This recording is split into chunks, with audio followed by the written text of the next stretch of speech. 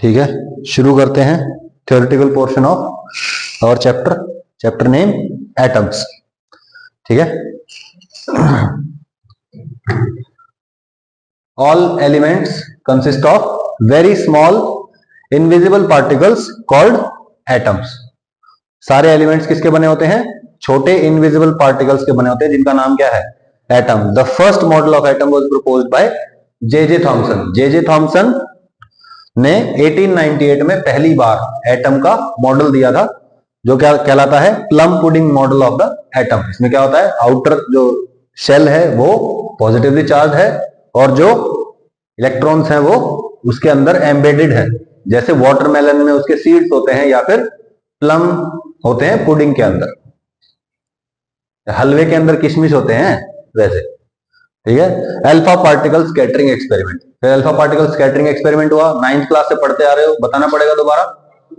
ठीक है, in 1911 Geiger and Marsden performed alpha particle scattering experiment on the suggestion of Rutherford. Rutherford के ये दो स्टूडेंट थे या चेले थे, ठीक है, जिन्होंने रदरफोर्ड के कहने पे अल्फा पार्टिकल स्कैटरिंग एक्सपेरिमेंट किया।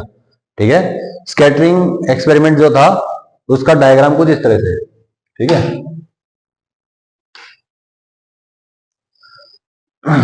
ठीक है, इन 1911, ठीक है, schematic arrangement of Geiger Marsden experiment to collimate the alpha particle into thin beam. देखो क्या हो रहा है, इन्होंने सबसे पहले तो यहां पे एक सोर्स ऑफ अल्फा पार्टिकल्स रखा। ठीक है, जो अल्फा पार्टिकल्स एमिट हो रहे थे उनकी एनर्जी कितनी थी? 5.5 मेगा इलेक्ट्रॉन वोल्ट से लेके 7 मेगा इलेक्ट्रॉन वोल्ट तक उनकी काइनेटिक एनर्जी थी। ऑब्वियस सी बात है, यहां पे कोई ना कोई क्या था? रेडियो एक्टिव मटेरियल था, जिससे अल्फा पार्टिकल्स लगातार क्या हो रहे थे? निकल रहे थे, एमिट हो रहे थे। उन्होंने क्या यूज किया? फिर लेड ब्रिक्स का इस्तेमाल किया। ठीक है, लेड बहुत हैवी होता है और हर चीज जो अल्फा पार्टिकल्स है वो इसके आर पार नहीं निकल सकते, तो उन्होंने इसको इस तरह से अरेंज किया कि बहुत पतली सी बीम ऑफ अल्फा पार्टिकल्स या बीम ऑफ रेज जो है अल्फा पार्टिकल्स की, वो इसमें से निकल रही थी। इसके बिल्कुल सामने कौन था? इसके बिल्कुल सामने था बहुत ही पतला गोल्ड फॉइल, जिसकी थिकनेस कितनी थी? 10⁻⁻⁴ सेंटीमीटर। इतना पतला था ये। ठीक है, ऑब्वियसली यहां पे बहुत ही कम क्या होंगे? ग्रुप ऑफ एटम्स रहे होंगे। ठीक है, हाँ, और गोल्ड यूज क्यों किया था? Because it is most malleable. सबसे ज्यादा पतला जो बनाया जा सकता है मेटल, वो कौन है? गोल्ड। आसानी से इसी को बना सकते हैं, इसलिए जो बिल्कुल नक्काशी होती है या इवन कपड़ों में जो धागा इस्तेमाल होता है ना, कई बार गोल्ड का वायर जो होता है वो गोल्ड का ही होता है, सिल्वर का नहीं होता या लेड का नहीं होता और चीजों का नहीं होता। ठीक है, क्यों? क्योंकि गोल्ड सबसे ज्यादा डक्टाइल और मेलिएबल है। ठीक है, तो उन्होंने क्या ऑब्जर्व किया? ये देखो, ज्यादातर जो यहां से अल्फा पार्टिकल्स आ रहे थे वो क्या निकल रहे थे? एज इट इज निकल रहे थे। यहां पे इन्होंने एक डिटेक्टर यूज किया। ठीक है, सबसे ज्यादा डेंसिटी जो अल्फा पार्टिकल्स की थी वो कहां ऑब्जर्व हो रही थी? उनको यहां पे ऑब्जर्व हो रही थी। फिर उन्होंने क्या किया? थोड़ा सा इसको मूव किया, मान लो यहां मूव कर दिया, यहां पे उनको 0 के बराबर, ऑलमोस्ट 0 डेंसिटी या मैं कहूं ऑब्जर्वेशन हुआ किसका? अल्फा पार्टिकल्स का। यहां पे वो फिर यहां आए तो एक्सपेक्टेड क्या था? कि ज्यादातर अगर रेज आर पार निकल रही हैं इस गोल्ड फॉइल के, ज्यादातर रेज यहां से निकल रही हैं तो ज्यादा यूपीओ निकल जानी चाहिए। यहां पे रेज का आने का कोई मतलब नहीं है। भाई रेज तो ऐसे जा रही थी ना, रेज ऐसे जा रही थी, यहां मिलनी चाहिए थी इस एरिया में, बस इतने से एरिया में, यहां नहीं मिलनी चाहिए थी ना, यस और नो? लेकिन उन्होंने ऑब्जर्व किया कि ज्यादातर तो यहां है, कुछ यहां है। और फिर उन्होंने क्या डिड्यूस किया? क्या डिड्यूस किया? कि जो एटम है उसके अंदर ज्यादातर स्पेस खाली है, तभी तो ज्यादातर रेज जो है आर पार निकल रही है।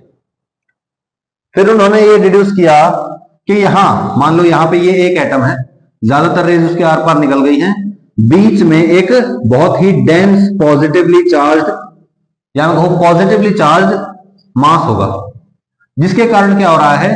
कुछ अल्फा पार्टिकल्स क्या होते हैं, हीलियम +2 होते हैं, वो आ रहे हैं यहां पे, जो पॉजिटिव चार्ज है वो आने वाले हीलियम पॉजिटिव चार्ज पार्टिकल्स को इधर की तरफ डिफ्लेक्ट कर देता है। वो पॉजिटिव है तो पॉजिटिव पॉजिटिव रिपेल करेंगे और क्या हो जाएगा, डिफ्लेक्शन हो जाएगा। इसलिए यहां पे जो मास है वो कैसा है, पॉजिटिवली चार्ज, सही है। इसलिए यहां पे थोड़ा सा ऑब्जर्वेशन हमको मिल रहा है, बहुत ही कम डेंसिटी मिल रही है लेकिन मिल रही है।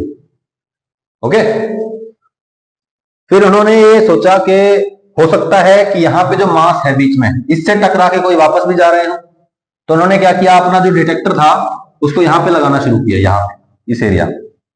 फिर उन्होंने ये ऑब्जर्व किया कि यहां पे भी रेयरली कोई कोई अल्फा पार्टिकल आ जाता है जो यहां टकराता है। फिर उन्होंने क्या डिड्यूस किया कि जो अल्फा पार्टिकल है वो जा रहा है इस पॉजिटिवली चार्ज्ड मास से टकरा के इधर आ जाता है। और अल्फा पार्टिकल्स बहुत हल्के तो होते नहीं है, कितना मास होता है इसका, 4 AMU मास होता है इसका, और ये टकरा के आ रहे हैं और इसको कोई फर्क नहीं पड़ रहा है, यानी कि जो मास है जिससे ये टकरा रहे हैं वो क्या है, हैवी है। समझ में आई बात, क्लियर हुई, एक्सपेरिमेंट समझ में आया, ठीक है। जो यहां पे स्क्रीन लगाई गई थी वो क्या थी, जिंक सल्फाइड की स्क्रीन थी। ये ऐसी स्क्रीन होती है जिसपे जब पार्टिकल्स टकराते हैं तो ये क्या होती है, चमकती है, शाइन करती है, ठीक है। तो backward scattering of very small fraction 1 in 8000 और सो, उससे भी कम हो सकता है, ठीक है। तो बैकवर्ड स्कैटरिंग बहुत कम की हो रही थी, स्मॉल स्कैटरिंग ऑफ मोस्ट, और ज्यादातर, मोस्ट तो नहीं कहना चाहिए था यहां पे, small scattering of few particles, यहां पे बहुत ही स्मॉल फ्रैक्शन, और ज्यादातर क्या हो रही हैं, आर पार निकल जा रहे हैं। क्लियर हो गई बात, रिपीट करना है इसमें से कुछ भी,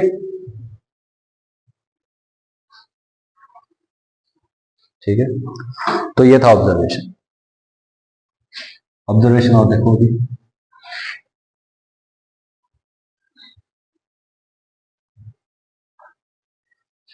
observation, most of the alpha particles, ज्यादातर अल्फा पार्टिकल्स कितने, 99.86% वेंट अनडेविएटेड, मतलब आर पार निकल गए एटम से, कितने, 99.86, मतलब 99.9% के आसपास सीधे सीधे चले गए। That is they did not suffer any collision, that is they went straight, सीधे सीधे चले गए। सेकेंड पॉइंट, अबाउट 0.14% बचे हुए of alpha particles deviate more than 0 degree, ये डिग्री है, ठीक है ना, 0 डिग्री से ज्यादा डिविएट करते हैं, कितने बचे हुए, देखो ध्यान से, है ना। अच्छा, अब बचे कितने, ये तो 100% हो गया, बचे कितने, 0%, या मैं कहूं 0.01% से भी कम, ठीक है, ऑलमोस्ट है ना, ये तो राउंडेड ऑफ फिगर्स है ये, तो 0.01% से भी कम, ठीक है। 1 in 8000 of the alpha particles deviates more than 90 degree, 90 degree से ज्यादा डिविएट करने वाले कितने होते हैं, 1 out of 8000, या फिर मैं कहूं 1 in 10⁶ मिलियन, 1 मिलियन में से एक of the alpha particles return back, वापस आ जाता है, कितने में से, 10⁶, 1 मिलियन, यानी कि 10 लाख में से एक पार्टिकल बिल्कुल सीधा जाता है, सीधा सीधा वापस आ जाता है, ठीक है। Return back, that is deviate through an angle of 180 degree. अब आप सोच सकते हो कि उन्होंने साइज ऑफ न्यूक्लियस का अंदाजा कैसे लगाया होगा। देखो, मान लो इसका जो ओपनिंग है उसका आपको पता है, यस और नो, इसकी ओपनिंग साइज पता है आपको, भाई ऑब्वियसली तो खुद ही सेट किया है ना। अब बताओ, अगर इसमें से जाने वाली जो रेज है वो कितनी है, 10⁶ रेज है, और उसमें से एक बाहर निकल जाता है, तो बोलो न्यूक्लियस के एटम का साइज कितना होगा, ऑलमोस्ट इसका 1/1 मिलियन पार्ट। समझ में आया ना, इसमें से 10 लाख जा रहे हैं, एक वापस आता है, मतलब कितना साइज हो गया, ऑलमोस्ट इसका 10 लाखवां हिस्सा, ऑलमोस्ट, सही है। तो अंदाजा लग गया था कि बहुत ही छोटा है वो, क्लियर हो गई बात? रिपीट करना है क्या कुछ? अब ये जो रिजल्ट आया है यहां पे, ये सॉलिड रिजल्ट है। सॉलिड रिजल्ट बोले तो जिसको कोई मना नहीं कर सकता कि हाँ भाई ऐसा तो हो ही नहीं सकता। थ्योरीज को मना कर देते हैं लोग, लेकिन एक्सपेरिमेंटल रिजल्ट को कोई मना कर नहीं सकता। ठीक है, फिर आता है एन। ये ग्राफ देखो क्या है, ये number of alpha particles deviated bye angle theta का ग्राफ है। ये इधर हो गया नंबर ऑफ पार्टिकल्स, इधर हो गया angle theta. N is equal to number of alpha particles deviated और theta is the scattering angle. तो देखो जैसे जैसे थीटा बढ़ता जाएगा, नंबर ऑफ पार्टिकल्स क्या होते जाएंगे? कम होते जाएंगे। यानी कि बहुत लार्ज एंगल से डेविएट होने वाले पार्टिकल्स बहुत ही कम होंगे, और बहुत थोड़े एंगल से डेविएट होने वाले थोड़े से पार्टिकल ज्यादा। सही है? रिपीट करना है इसमें कुछ? n इज इक्वल टू के जेड स्क्वायर बाय साइन की पावर 4 थीटा बाय 2। सही है? ये एंगल ऑफ डेविएशन साइन की पावर 4 थीटा बाय 2 के जेड स्क्वायर, ये आ गया नंबर ऑफ पार्टिकल्स। इतने एंगल से डेविएट होने वाले पार्टिकल कितने होंगे? n होंगे। सही है? कर सकते हो आप ये? है के 1/4πε0। ठीक है,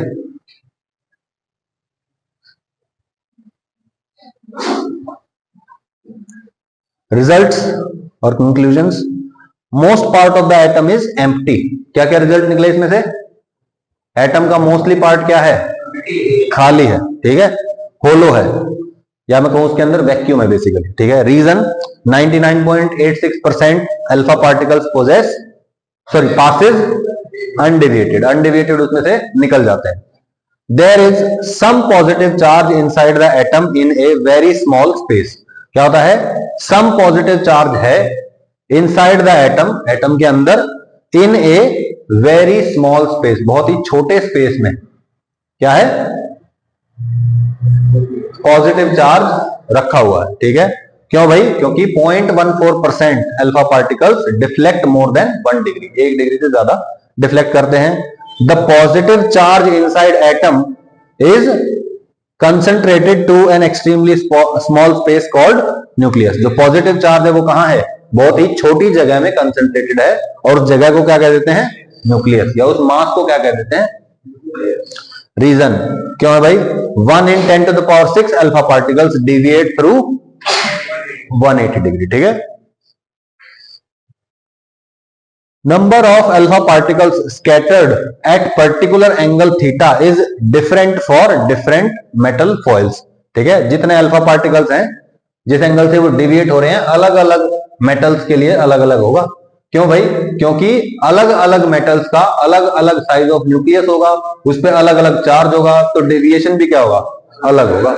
सही है ना? Reason different metals have different positive charge on their nucleus. Obviously अलग अलग मेटल्स हैं तो अलग अलग चार्ज होगा और अलग अलग डेविएशन होगा। Fifth point, the electrons are attracted by positive nucleus.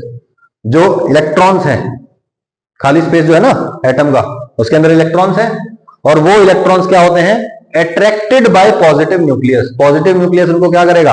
Attract करेगा। But electrons do not move toward nucleus. Electrons जो है वो न्यूक्लियस की तरफ मूव नहीं करते हैं। Electrons utilize this force as centripetal force. Electrons इस फोर्स का इस्तेमाल करते हैं सेंट्रीपिटल फोर्स की तरह। सेंट्रीपिटल फोर्स कौन सी होती है? जो ऑब्जेक्ट को घुमाने के लिए रिस्पॉन्सिबल होती है। याद आया? ठीक है, तो सेंट्रीपिटल फोर्स की तरह उसका इस्तेमाल करते हैं। And revolves in any circular orbit around nucleus. ठीक है, और किसी भी सर्कुलर ऑर्बिट में इलेक्ट्रॉन रोटेट कर रहे होंगे या घूम रहे होंगे। ठीक है, यहां पे रदरफोर्ड ने थोड़ी सी गलती कर दी। एनी सर्कुलर ऑर्बिट उनको नहीं बोलना चाहिए।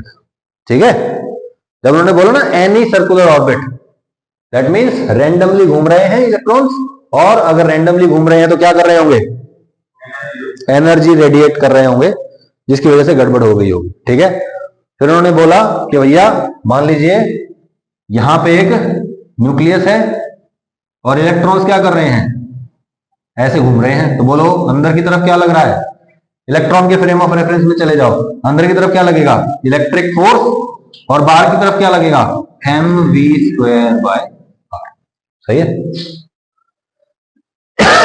तो electrostatic force is equal to centripetal force अगर दूसरे फ्रेम में देख रहे हैं तो, और अगर इलेक्ट्रॉन के फ्रेम में देख रहे हैं तो centripetal force sorry centrifugal force is equal to electrostatic force. सही है। डिस्टेंस ऑफ क्लोजेस्ट अप्रोच, ये और एक टॉपिक है देखो। क्लोजेस्ट अप्रोच वाले क्वेश्चन हमने किए हुए हैं ना पहले, इलेक्ट्रोस्टैटिक्स में किए थे भाई, ठीक है। It is the minimum distance between which the alpha particles passes through the central line of the distance between the alpha particles, क्या लिखा हुआ है, minimum distance between alpha part between which between alpha particles and between alpha particle and the central line which passes through the nucleus of the atom, ऐसे आना चाहिए, ठीक है। It is the minimum distance between alpha particle and the central line of nucleus which passes through the center of atom। सही है, मतलब ये जो which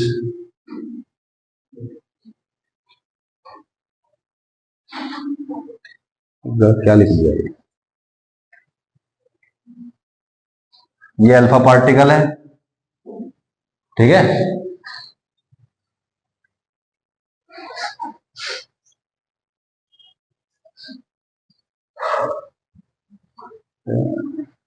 between the alpha particle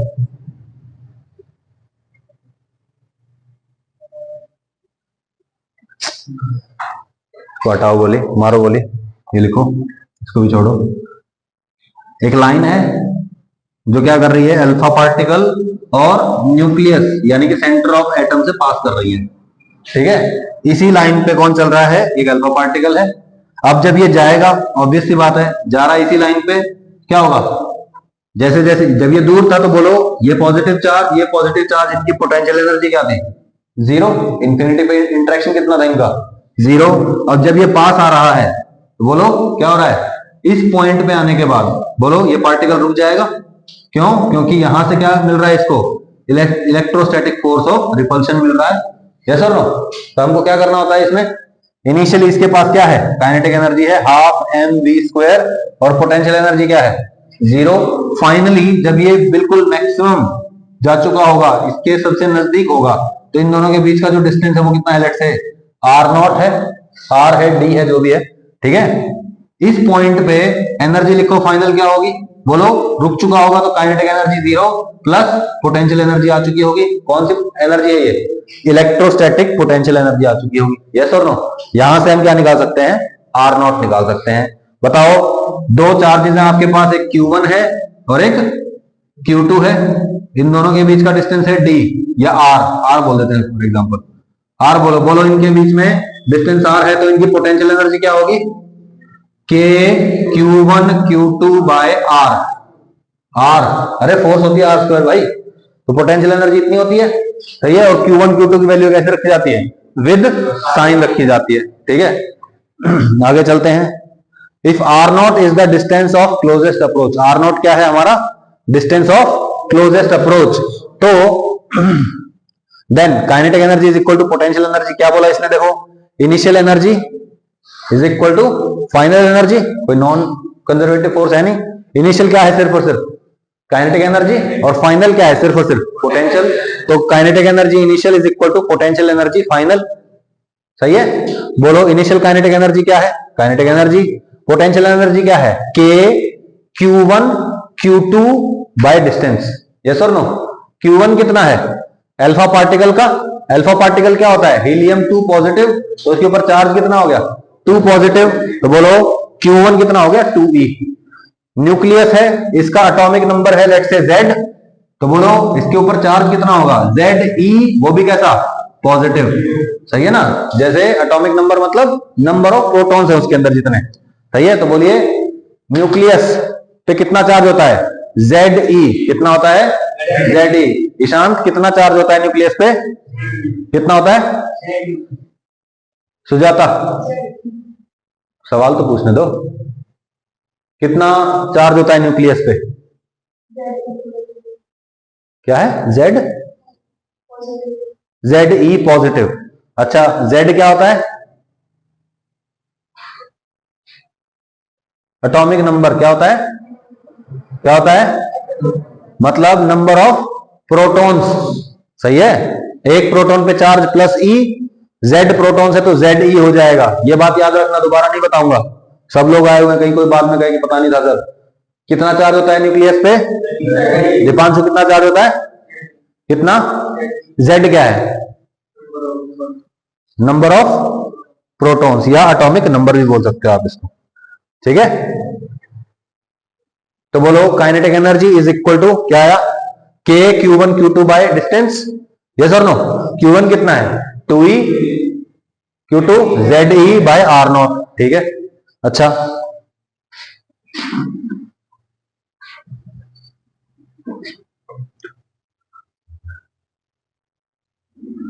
ठीक है। Kinetic energy is equal to, बोलो के की वैल्यू क्या आ जाएगी? 1/4πε0 2EZE, मतलब 2ZE², 2ZE² बाय R0 आ गया। बोलो, वैसे चाहते तो हम ये भी कर सकते थे। हाँ ठीक है, 4πε0 है, एक 2 से एक 2 कट जाएगा, 4 को 2 बना दिया इसने। इसको इधर लेके जाओ, πε0 R0 को सब कुछ इधर लेके जाओ, 2 को भी इधर लेके जाओ, क्या बन जाएगा बोलो? E²। हाँ ये ठीक है, ये एक तो ये फॉर्मूला इधर से दूसरा बनता है। काइनेटिक एनर्जी ये हो गई, और इधर से एक ये बना सकते हो आप, क्या? 4πε0 को इधर लेके जाओ, R0 भी इधर लेके जाओ, kinetic energy into 4πε0 into R0 is equal to, बोलो क्या आएगा? 2ZE²। सही है, तो बोलो 4πε0 काइनेटिक एनर्जी R0 2ZE², ये चीज उठा के इधर ले जाओ, क्या बन जाएगा? 2ZE² by 4πε0 kinetic energy is equal to R0 1/4πε0 है ना ये, इसको डायरेक्टली के लिख देना, 2kZe² by kinetic energy, 2kZe² by kinetic energy. तो ये क्या हो गया हमारा? डिस्टेंस ऑफ क्लोजेस्ट अप्रोच किसका? अल्फा पार्टिकल का न्यूक्लियस से। सही है, इतना नजदीक पहुंच सकता है बस, ज्यादा से ज्यादा। ठीक है, ये भी याद होना चाहिए, kinetic energy is equal to E² by 2ε0 R0। ठीक है, अगर आपसे डिस्टेंस ऑफ क्लोजेस्ट अप्रोच देके और काइनेटिक एनर्जी पूछ ले कि कितनी काइनेटिक एनर्जी के साथ अल्फा पार्टिकल चला था अप्रोच करने न्यूक्लियस को, तो आप ये फॉर्मूला यूज करेंगे। अगर आपसे पूछ ले कि इतनी काइनेटिक एनर्जी का पार्टिकल है, बताओ न्यूक्लियस के कितना नजदीक पहुंच जाएगा ये, तो इतना नजदीक पहुंच जाएगा। सही है, नहीं है भाई? ठीक है, तो बोलो maximum value of kinetic energy for alpha particle 7.7 mega electron volt. Gold का Z कितना होता है? 79। तो बोलो R0 is equal to 2 into के की वैल्यू 10 इंटू 9 इंटू 10 की पावर 9, Z 79, E² 1.6 10 की पावर -19 का square divide by kinetic energy. Kinetic energy कितनी होती है बोलो? 7.7 मेगा मतलब 10 की पावर 6, इलेक्ट्रॉन बोल्ट 1.6 10 की पावर -19, वोल्ट मतलब 1 वोल्ट आ जाएगा बस। सही ना, जूल बन जाएगा बेसिकली इलेक्ट्रॉन की वैल्यू रखने के बाद। तो ये हमारी वैल्यू आती है कितनी? R0 इज इक्वल टू 30 फेम्टोमीटर, 10 की पावर -15 मतलब फेम्टो। ठीक है, actual gold size of nucleus is 6 फेम्टोमीटर। तो 6 फेम्टोमीटर उसका साइज है न्यूक्लियस का, और कितनी दूर चला गया वो? 30 फेम्टोमीटर, मतलब उसके काफी करीब जाके वापस आया है। सही है।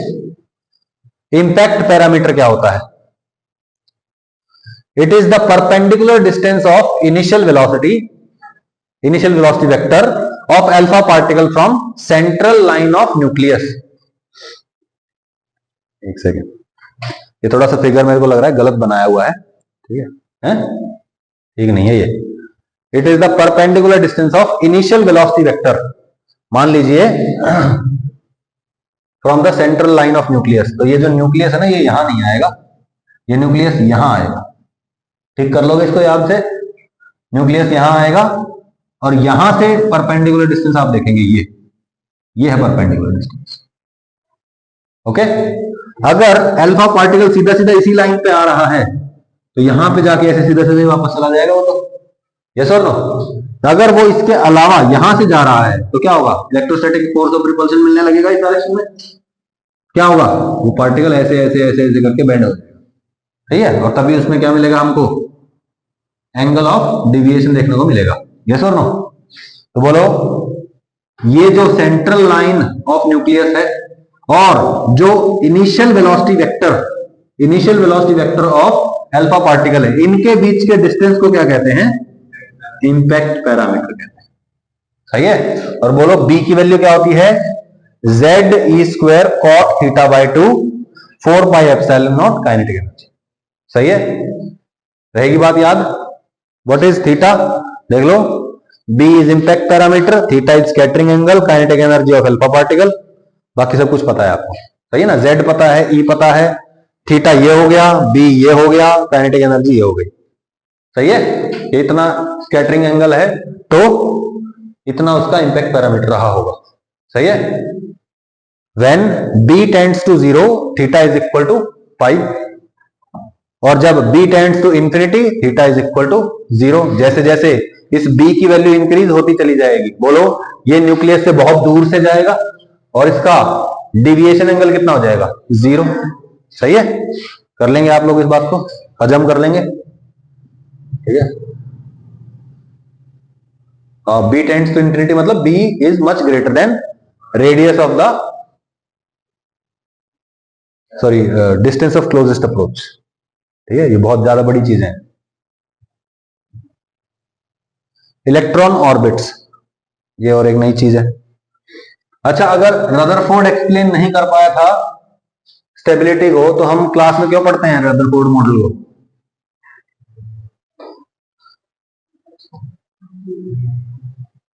अभी आगे आ जाएगा, क्योंकि उन्होंने जो रेडियस कैलकुलेट की था इलेक्ट्रॉन ऑर्बिट की हाइड्रोजन एटम के लिए, वो सही आती है 0.53 एंगस्ट्रॉम, ठीक है, 0.53 एंगस्ट्रॉम जो उन्होंने निकाली थी, वो एक्चुअली बाद में जब निकाली गई सही तो वो भी उतनी आई, इसलिए उन्होंने बोला कि भाई इतना भी गलत नहीं बताया था उन्होंने, सही सही ही बताया था, सही सही उनका एक लग गया था, बाकी जो रेडियस निकालने का फॉर्मूला दिया था उन्होंने वो कामयाब नहीं था, ठीक है। तो electron orbits, centripetal force required by the electron is provided by the electrostatic force of attraction between the nucleus and the electron। क्या बोल रहा है, सेंट्रीपिटल फोर्स जो इलेक्ट्रॉन को घूमने के लिए चाहिए वो कौन देता है, electrostatic force of attraction between nucleus and electron, सही है। मैंने अभी बताया भी था कि ये आपका न्यूक्लियस है, ये आपकी इलेक्ट्रॉन ऑर्बिट है, इलेक्ट्रॉन घूम रहा है, बोलो ये घूम रहा है मतलब इसकी डायरेक्शन चेंज हो रही है, डायरेक्शन चेंज करने के लिए फोर्स चाहिए, यस और नो, तो वो कौन प्रोवाइड कर रहा है, एफ ई प्रोवाइड कर रहा है, सही है, और F E is equal to M V square by R, सही है। अगर आप इलेक्ट्रॉन के फ्रेम ऑफ रेफरेंस में जाके देखेंगे तो घूम रहा है ये पार्टिकल, बोलो क्या लग रहा होगा, एक बाहर की तरफ force M V square by R, और इधर क्या लग रहा होगा, एफ इलेक्ट्रिक, कोई दिक्कत है, तो बोलिए M V square by R is equal to F electric, electric force क्या होता है, के Q1 Q2 bye R square, के ये हो गया देखो के 1/4 pi epsilon not, Q1 Q2 E into E, hydrogen atom के लिए बात कर रहे हैं, इलेक्ट्रॉन के ऊपर चार्ज E, न्यूक्लियस के ऊपर चार्ज E, हाइड्रोजन एटम है और डिस्टेंस कितना है R, सही है, radius of the hydrogen atom, ठीक है। और ये जो इलेक्ट्रॉन है ये कौन सी ऑर्बिट में है, फर्स्ट ऑर्बिट में, ठीक है। अच्छा, तो बोलो एक आर से एक आर तो कट रहा है ना, आर को इधर ले जाओ, बाकी सब कुछ उधर ले जाओ, कैलकुलेट कर पाएंगे आप कुछ, सही है, ठीक है। तो कैसे कैसे कैलकुलेट हुआ ये देखो, M V square by R is equal to K E square by R square, 1/4 pi epsilon naught को के लिख दिया, ठीक है, के लिख दिया, के ही लिख दिया, के ही नहीं, ठीक है। M V square by R is equal to K E square, sorry K E square by R square, cut गया, एक आर बचा, एम वी स्क्वायर आर हो गया, M V square R is equal to K E square, बोलो क्या बना, are is equal to K E square by M V square, सही है। ये आप वैल्यूज कुछ कुछ रख सकते हैं, this is the expression for radius. अगर मेरे को वेलोसिटी पता चल जाए, अगर मुझे वेलोसिटी पता चल जाए तो मुझे रेडियस भी एग्जैक्टली पता चल जाएगी। सही है, कोई दिक्कत है इसमें? की पॉइंट्स हैं कुछ, देख लो, ये बाद में फिर भूल जाऊं।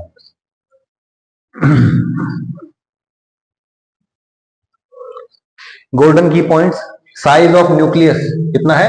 10 की पावर माइनस 15 मीटर के ऑर्डर में होता है। ठीक है, साइज ऑफ एटम क्या होता है? 10 की पावर माइनस 10। सोच के देखो, न्यूक्लियस से कितना बड़ा है ये? 10 की पावर 5 टाइम्स बड़ा है। 10 की पावर 5 हो गया ना ये, देखो तो, है ना? ठीक है, अच्छा, alpha particle He+2 helium nucleus होता है, ठीक है ना? 2 प्रोटॉन्स 2 न्यूट्रॉन्स होते हैं बस इसके अंदर। ठीक है, चार्ज होता है +2 और मास होता है 4 एटॉमिक मास यूनिट। ठीक है, काइनेटिक एनर्जी हाफ mv² होती है। बोलो mv² की वैल्यू पता है क्या? mv² की वैल्यू देखो, ke²/r वैल्यू है इसकी, है कि नहीं है? अरे भाई, mv², एक आर से एक आर कट गया था, mv² is equal to ke²/r। तो देखिए यहां पे क्या लिखेंगे आप? Kinetic energy is equal to half mv², mv² की जगह क्या लिखेंगे बोलो? ke²/r। ठीक है, हाँ, 1/2 के की जगह 1/4πε0 e²/r, और ये 1/2 वाला 2 इधर। ठीक है, तो काइनेटिक एनर्जी की वैल्यू आ गई आपके पास e²/4 × 2 8πε0r। सही है, काइनेटिक एनर्जी पता चल गया। ठीक है, पोटेंशियल एनर्जी और निकाल लो। बोलो, दो चार्जेस ही तो हैं, सेपरेटेड बाय कितना डिस्टेंस? r डिस्टेंस, तो k q1 q2/r। तो बोलो पोटेंशियल एनर्जी हो गई k q1 q2/r। k की वैल्यू 1/4πε0। पहला चार्ज इलेक्ट्रॉन वाला माइनस e, दूसरा चार्ज न्यूक्लियस वाला प्लस e, हाइड्रोजन एटम है, r की जगह r। सही है, तो बोलो क्या आ जाएगा? बोलो e minus e² divide by 4πε0r। मैंने क्या किया? ऊपर नीचे 2 से मल्टीप्लाई कर दिया, तो नीचे क्या हो गया? 8πε0r, ऊपर आ गया 2। सही है, देखो ध्यान से, इसका डबल मैग्नीट्यूड और माइनस का साइन। सही है, तो बोलो पोटेंशियल एनर्जी क्या होती है? काइनेटिक एनर्जी का डबल नेगेटिव होती है। सही है ना? कितने टाइम्स? -2 टाइम्स होती है। कितने टाइम्स होती है? -2 टाइम्स होती है। ओके, टोटल एनर्जी कैसे निकालेंगे? Kinetic plus potential. बोलो इसको ऐड कर दो और इसको ऐड कर दो, क्या आएगा? e²/8πε0r प्लस में -2 e²/8πε0r, क्या बचेगा? -e²/8πε0r। बोलो टोटल एनर्जी पॉजिटिव के नेगेटिव? टोटल एनर्जी नेगेटिव बोले तो स्टेबल सिस्टम या अनस्टेबल सिस्टम? स्टेबल सिस्टम, क्योंकि भैया नेगेटिव अगर एनर्जी है मतलब उसकी एनर्जी जीरो करने के लिए हमको एनर्जी देनी पड़ेगी, मतलब वो स्टेबल सिस्टम है। सही है ना? जब वो बना होगा तो उसने एनर्जी रिलीज की होगी। सही है, अच्छा, negative sign indicates that electron is bound to the nucleus. क्या बोल रहा है? नेगेटिव साइन शो कर रहा है क्या? कि इलेक्ट्रॉन न्यूक्लियस से बाउंड है। ठीक है, that is energy is required to free the electron from nucleus. Energy चाहिए इलेक्ट्रॉन को न्यूक्लियस के चंगुल से छुड़ाने के लिए। सही है, कैसे सिस्टम है? Bound system. क्यों? क्योंकि हमने अभी अभी निकाला कि टोटल एनर्जी क्या है? नेगेटिव है। Drawbacks of Rutherford's model. Rutherford का मॉडल है, ठीक है, क्या है? Rutherford's model suffers 2 major drawbacks. उसमें 2 बड़ी कमियां थी। क्या? He could not explain the stability of atom. ठीक है, according to electromagnetic theory an accelerated charge particle emits energy in the form of electromagnetic radiation, so electron comes closer to the nucleus as it releases energy या loses energy and the entire model is collapsed। मतलब electron अगर energy lose करेगा तो क्या होगा? Energy lose करते करते atom के पास आ जाएगा और फिर एटम में मिल जाएगा और पॉजिटिव नेगेटिव चार्जेस मिल जाएंगे, सेपरेशन रहेगा नहीं, क्या होगा? एटम कोलैप्स कर जाएगा। ठीक है, तो स्टेबिलिटी वो एक्सप्लेन नहीं कर पाए। दूसरी बात क्या थी? He could not explain discrete spectrum of atoms।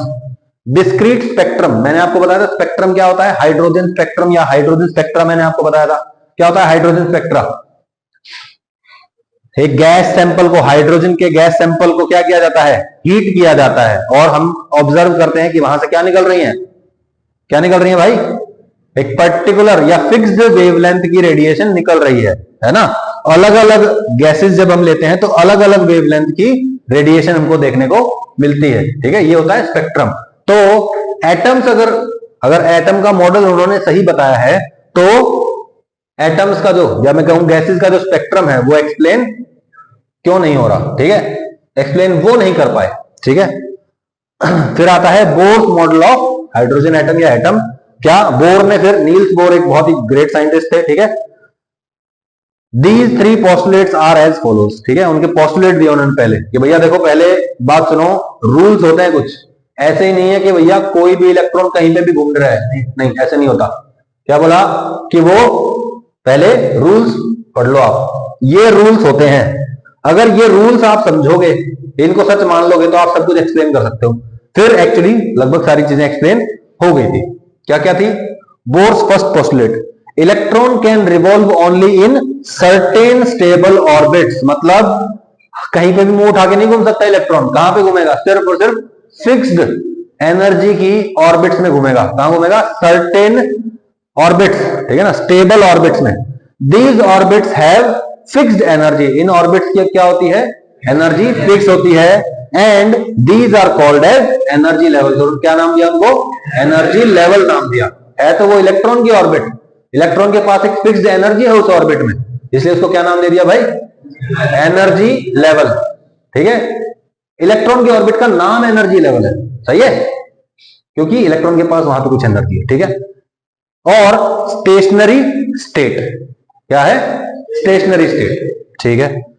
These were named के एल एम एन, 1 2 3 4। फर्स्ट जो शेल है उसका नाम रखा उसने के, दूसरी का एल, तीसरी का एम, चौथी का एन, सही है। First state, second state, third state, fourth state, fifth state, या वो first orbit, second orbit, third orbit, fourth orbit, okay.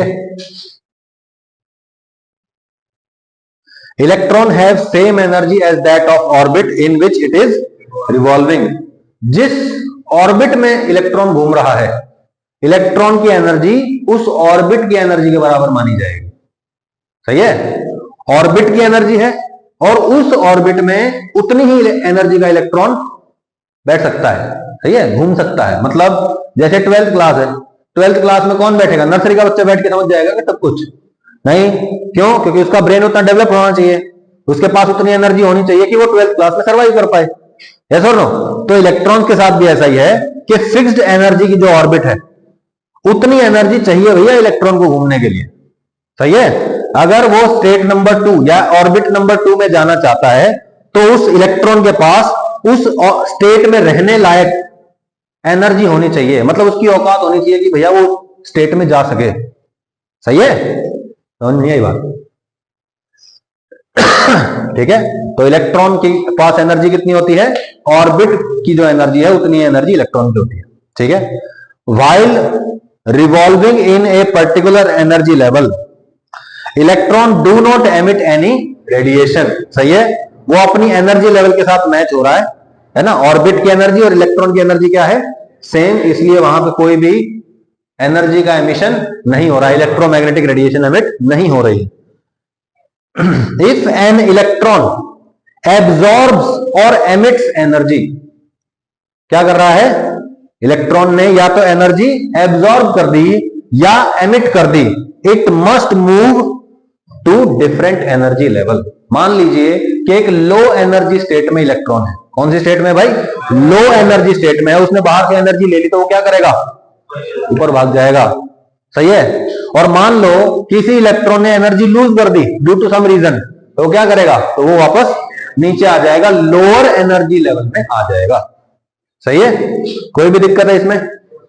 कुल मिला के एनर्जी का लेन देन हो रहा है, बाहर से कोई एनर्जी आई, इलेक्ट्रॉन ने एब्जॉर्ब की तो ऊपर भाग जाएगा, वहां टिक नहीं पाएगा ज्यादा देर तक, तो क्या करेगा? वापस आ जाएगा, एनर्जी को लूज कर देगा। किसकी फॉर्म में लूज करेगा? फोटोन की फॉर्म में लूज कर देगा। मतलब एक लाइट का फोटोन एमिट कर दिया उसने कि भैया मेरे बस की वहां रहनी नहीं थी, ये लो तुम्हारा फोटोन, मैं तो नीचे जा रहा हूं। समझ में आया ना? क्लियर है? बोर्स सेकंड पोस्टुलेट क्या थी?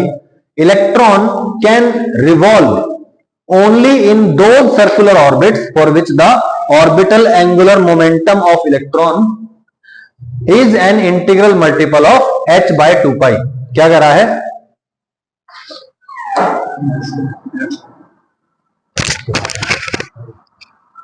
10 मिनट 5 मिनट बैठे।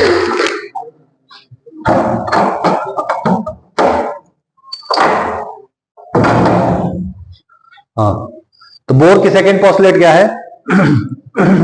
इलेक्ट्रॉन कैन रिवॉल्व ओनली इन दो सर्कुलर ऑर्बिट्स, सिर्फ और सिर्फ इलेक्ट्रॉन उन्हीं सर्कुलर ऑर्बिट्स में रिवॉल्व कर सकता है फॉर विच, जिनके लिए ऑर्बिटल एंगुलर मोमेंटम है। इलेक्ट्रॉन का क्या? ऑर्बिटल मतलब ऑर्बिट में घूमने का एंगुलर मोमेंटम। एंगुलर मोमेंटम याद है? रोटेशनल मोशन में पढ़ा था। क्या होता है? जैसे सीधा चलने का मोमेंटम, ऐसे ही घूमने का मोमेंटम भी होता है ना। क्या बोलते हैं उसको? MVR। फॉर्मूला होता है MVR। सही है। V is equal to R omega भी लिख सकते हैं आगे, वो कोई बात नहीं है। ठीक है, तो MVR होता है एंगुलर मोमेंटम का फॉर्मूला। और एंगुलर मोमेंटम जो ऑर्बिटल इलेक्ट्रॉन है कितना होना चाहिए उसका? इज एन इंटीग्रल मतलब integer multiple of h by 2 pi. MVR यानी कि एंगुलर मोमेंटम क्या होना चाहिए? h बाई 2 पाई का मल्टीपल होना चाहिए। या तो उसका 1 टाइम होगा, या उसका 2 टाइम होगा, या 3 टाइम होगा, या 4 टाइम, या 5 टाइम, या 6 टाइम, या 7 टाइम, या 8 टाइम, या 9 टाइम, या 10 टाइम। सही है। 1.5 टाइम नहीं होगा, 2.5 नहीं होगा, 0.5 नहीं होगा। सही है ना? क्लियर बात? सही है। ठीक है, तो L यानी कि angular momentum is equal to क्या आ गया मेरे पास? N into h by 2 pi. h by 2 pi का मल्टीपल होना चाहिए, मतलब n होना चाहिए। सही है। n is equal to any positive integer 1 2 3 4 dash dash dash. ठीक है, बोलो MVR, एंगुलर मोमेंटम MVR होता है, NH बाई 2 पाई हो गया। और बोलो ये क्या है? बोर्स क्वांटाइजेशन कंडीशन है। मतलब इलेक्ट्रॉन उस ऑर्बिट में तभी जाएगा जब उसका एंगुलर मोमेंटम क्या हो? इस h बाई 2 पाई का मल्टीपल हो। समझ में आया ना? एनर्जी कैरी करने का क्या मतलब है? मतलब वेलोसिटी कैरी करना। वेलोसिटी कैरी करना मतलब काइनेटिक एनर्जी है उसके पास, है ना, पोटेंशियल एनर्जी भी है उसके पास। तो टोटल जो होना चाहिए, टोटल वो क्या होना चाहिए? उस ऑर्बिट की एनर्जी के लेवल के बराबर होना चाहिए। और इलेक्ट्रॉन का जो एंगुलर मोमेंटम है वो क्या होना चाहिए? h बाई 2 पाई का n टाइम होना चाहिए। ये उसने कंडीशन दे दी, भैया ऐसा होना चाहिए, ऐसा होगा तभी कुछ बात बनेगी। सही है, तभी वो स्टेबल है। ठीक है, बोर्स थर्ड पोस्टुलेट बहुत इंपॉर्टेंट हमारे लिए, तो सबसे इंपॉर्टेंट यही है क्योंकि सबसे ज्यादा जेईई एडवांस में क्वेश्चन पूछे गए इससे। ठीक है, while revolving in a higher energy level an electron में emit energy radiation.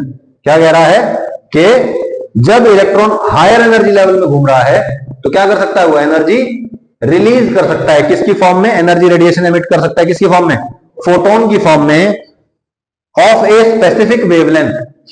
Specific wavelength होगी, उसकी फिक्स्ड वेवलेंथ होगी, और उसकी वेवलेंथ अगर फिक्स है तो उसकी एनर्जी भी क्या है?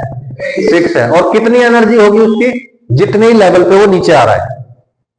सही है ना? मान लो कि भैया 10 इलेक्ट्रॉन वोल्ट थी उसकी एनर्जी, उसने 5 इलेक्ट्रॉन वोल्ट का फोटोन रिलीज कर दिया, तो वो कौन सी स्टेट में आ जाएगा? 5 इलेक्ट्रॉन वोल्ट वाली स्टेट में आ जाएगा। नहीं आई बात समझ में? सही है ना? मतलब अगर वो एनर्जी लूज कर रहा है तो लोअर एनर्जी स्टेट में आ जाएगा, और वो गेन कर रहा है तो हायर एनर्जी स्टेट में चला जाएगा। ठीक है, और स्पेसिफिक वेवलेंथ होगी, फिक्स्ड वेवलेंथ होगी। ठीक है, ऑफ, ठीक है, एंड फॉल्स, या फिर मैं कहूं डी एक्साइट्स, ऊपर जा रहा है तो excites to higher energy level, और अगर नीचे आ रहा है तो de-excites to lower energy level. ठीक है, the energy of such photon is always equal to difference in two energy level. जो फोटोन रिलीज हुआ है उसकी एनर्जी किसके बराबर होगी? एनर्जी लेवल्स के डिफरेंस के बराबर। सही है भाई, 5 से 10 में चला गया, 10 से 5 में चला गया, तो जितनी एनर्जी है उसी हिसाब से काम। सही है, E is equal to second minus first. सही है, किसकी एनर्जी है? ये फोटोन की energy is equal to orbit की एनर्जी का डिफरेंस कुल मिलाकर। क्या बोले? सिंपल है। बोलो energy of photon hc by lambda is equal to En2 minus En1, मतलब second energy level minus first energy level, higher energy level minus lower energy level, is equal to hc by lambda is equal to energy of photon. सही है, कोई भी दिक्कत है इसमें? Bourse theory of hydrogen like atoms. एक second.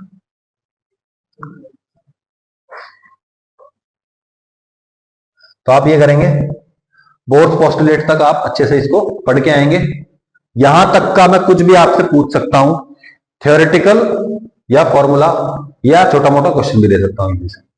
आपको कल तक याद होना चाहिए, आई विल पनिश एनीवन जो कल मेरे को ये सुनाएगा नहीं। याद रहे एक बात।